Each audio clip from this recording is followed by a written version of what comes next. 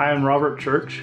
I'm with Advanced Foot and Ankle Center. I'm a podiatrist in the area of Salt Lake City and Sugar House. I'm going to be talking about bunions and bunionets. A bunion deformity is on the inside of the foot, where you see a bump on the inside here, and the big toe curls towards the outside of the foot, towards the little toes. The bunionet deformity is the exact opposite on the outside of the foot, where you have the little toe that curls towards the big toe area, and you have a bump that forms on the outside of the foot. These can become red, inflamed, and painful. These can be caused from hereditary, thanks to your mom and dad, tight shoe gear, where your toes tend to pinch a little bit more in the toes. High heels, women with high heels tend to get more bunion deformities. Often also this is caused from traumatic arthritis, injuries to the foot, other arthritis such as rheumatoid arthritis or degenerative joint disease can cause these types of conditions. As we get older, our feet do get wider and longer, which we tend to see bunions show up and become worse as we get older.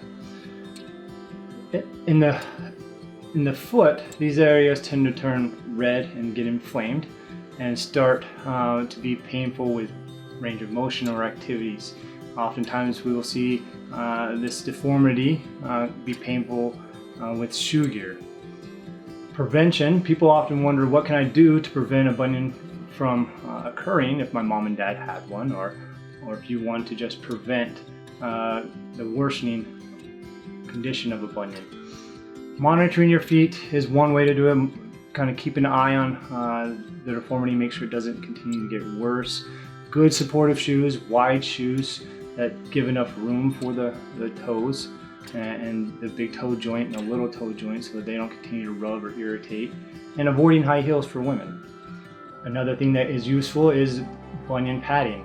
Oftentimes we'll use a splint that will add additional padding between the bunion or the bunionet to reduce friction and pressure between your shoe gear. Anti-inflammatories and icing can also help reduce pain in these areas. If you have a painful bunion, we do recommend that you do see a specialist and have it evaluated. The first thing we're going to talk about is your medical history and review some of the things that you may come across in your life that lead to bunion deformity. Next, we'll talk about and review x-rays with you as far as how aggressive the bunion is and how we can address that. To correct a bunion, usually you need surgery if it's painful. Surgery can fix this bunion permanently so that you don't have this problem ever again. The recovery time on surgery varies between the type of surgery that's done, depending on how aggressive you need to correct the bunion. Oftentimes you can be walking the same day of surgery, a few weeks from surgery, and occasionally with more aggressive bunions you have to be off your foot for a period of time, 6 to 8 weeks, to allow for proper healing. But we see this problem, it's very common, and we're well trained and ready to take care of you. We're happy to do anything we can to get you back on your feet.